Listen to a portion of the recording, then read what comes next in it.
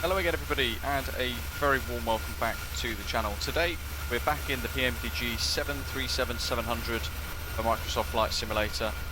This fantastic Jet 2 livery by Damo on flightsim.to, and we're going to cover holds and how to configure the holds and how to help the aeroplane fly the holds, all in a nice short video. So I hope you enjoy it, I hope you find it really useful. Make sure you hit like and subscribe down below, and don't forget to share any tips, tricks and your thoughts down in the comments below. Okay, so what are we doing? Using the Navigraph charts, we are heading in past Pennell in the Mersey 2 Charlie arrival via Wallasey to Mersey here at Manchester Airport, Echo Golf Charlie Charlie, and we're going to expect the ILS runway 23 right for our approach. However, as a bit of an example, we're flying into a very busy event in Manchester on VATSIM, and we're going to be told to hold at Mersey. Different flight levels. We're going to enter at flight level 90 first, then we're going to step down, flight level 80 in fact, and we're going to step down 1,000 or 2,000 foot, then leave the hold. So I'm going to show you how to configure the hold, how to enter the hold, how to fly the hold in LNAV and descend within it, and then also exit the hold too. You can see at Mersey we've got max 230 knots and we've got a whole lot of data here. So we're heading in via Wallasey, and then we're going to pass Mersey 062 degrees before then heading right 242 degrees, which also is 30 DME Pole Hill, before then making a right turn back 062 towards Mersey. And there's an alternate holding there as well in the box, which is what that little one means. But we're going to keep it nice and simple. So then, we need to see various things. You can see the charts on the top left of your screen, you can see the nav display, and you can see the FMC. If we want to hold at Mersey, there's an intentional discontinuity there, that's fine at this airport. We want to click the hold button. It gives us a hold at boxes, EPOS at the bottom. We want to select Mersey, so it goes in the scratch pad, and then select that button there so it goes into the box, and then it enters into a route hold page, and we want to use the data and check that it's correct. Here for example you can see that we are inbound course and direction 061 degrees with a right turn. Actually let's change that to 062 / R for a right turn. You can see that we've edited that there. Target altitude, we're going to select 6,000, so we're going to go /6,000, and that's how we're going to edit that data there. And the leg time, we want about 1 minute. You can see it's already selected 1 minute there as well. The speed target, 230 knots / flight level 60. That's saying that we want to hold at about maximum of 230 knots at flight level 60. If you want to change the speeds, then you can quite simply have a little look at 220 / you can add that in like that. So what have we done? We're in VNAV, we're in LNAV, we're going to head down to 8,000 feet, and we've got everything ready in our hold page. Okay, so here we go. We are going to pass Wallasey, turn left, and then we're going to enter the hold into Mersey with all the data that we've just put in. Now what happens if, like we did for a live stream a little while ago, we're flying into a hold from a different direction that's not going to help in relation to entry, and it doesn't fly us in straight in on this inbound course? Well, all we want to do is draw a diagonal line through the hold to join at star waypoint in as neat as a fashion as we can basically manage. So keep it really easy, like an ILS. You want to kind of draw with a heading mode, you want to draw a bit of an intercept line through the hold point so that you can enter on the inbound track, and then the aeroplane, making sure that it goes back into LNAV mode as you're approaching that inbound track. It will then go into LNAV and enter the hold, and it will fly the hold for you. So we're at 8,000 or flight level 80 on standard pressure. You can see we've got the QNH 1015 tuned in because we're going to head down towards 6,000, which is the transition altitude. And we're now at inbound Mersey. It's telling us to reset MCP altitude because it knows we want to be at flight level 60. We can ignore that because in this example we're entering higher based on a request by ATC.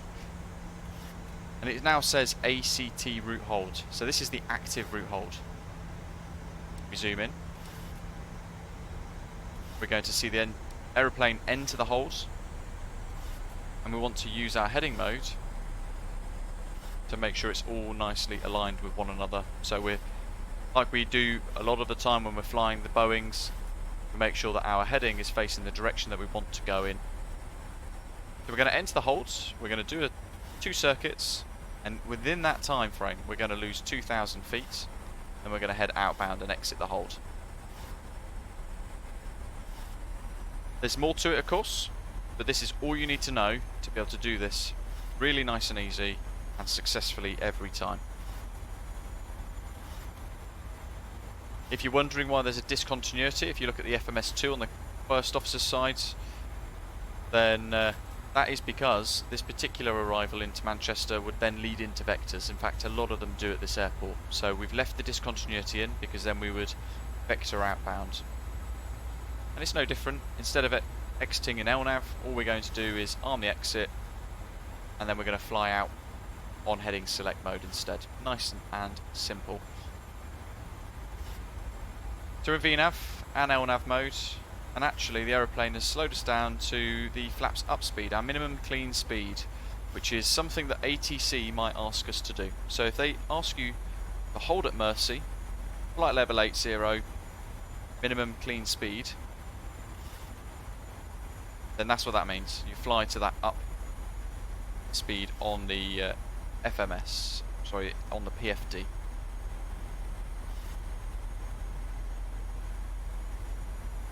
And this is going to be a bit of a monitoring type thing. If you had a spare nav, you could tune the pole hill VOR that we mentioned, and you can track out to that 30 DME for the next turn. You can make sure the aeroplane is doing that nice and neatly. But what I found is this is very good and fairly accurate anyway, so I wouldn't worry too much about the complexities. Plus, every single hold is different. So the hold at Mercy might look very different to the hold somewhere else. And in fact, when we enter the hold, and you guys can see we're then turning right, I'll show you another example.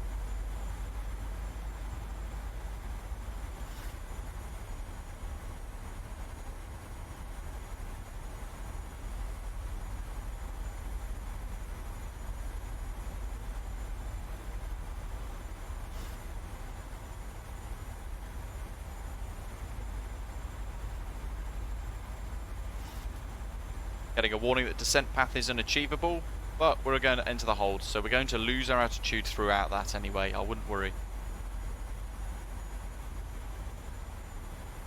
Just checking the lights, and the signs are all on because we have reduced our altitude below 10,000 feet.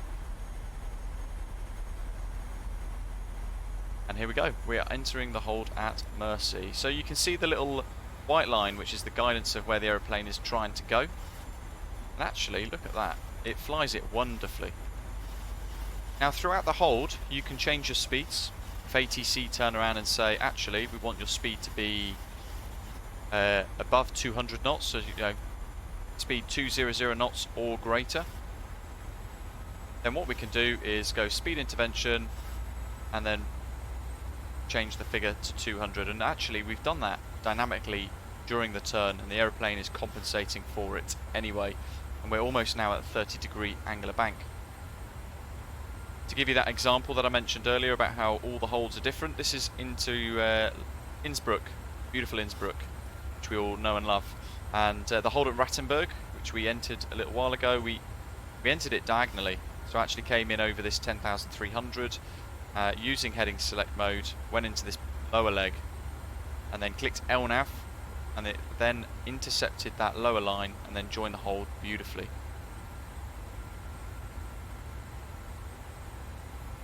And you can see here the hold is very different because it's a different inbound course, a different outbound course, different altitudes, and it's based on an NDB and nothing really else. But the charts will give you all the data that you need to be able to enter and fly the holds really nicely. So, we've now been told by ATC, send flight level 70. Send flight level 70, Chanix 165. So we can go for 7,000 on the MCP. Altitude intervention. We're in speed intervention mode, selecting 200 knots. The aeroplane's going to now descend down. Now you're wondering, how do we get out the hold now that we've entered it? Well, because we've discussed how to change our speeds, discussed how to change our altitudes all within the hold, and how to enter one. To exit, no matter how many times you've gone round, all you need to do is press the exit hold button like so. In fact, if we go down to 6 now, continue descent, flight level 6,000 feet, QNH 1015. We're going to go below transition, let's go to local pressure. And all we need to do is press the exit hold button there. It asks us, basically, are you sure you wish to exit the hold? And if we hit exec now, what it's going to do is follow that white dashed line. You can see it's dynamically changing, and in fact now it's joined almost alongside the magenta bug. So let's exit the hold. We'll hit exec, exit armed. Now the aeroplane is heading out of the hold.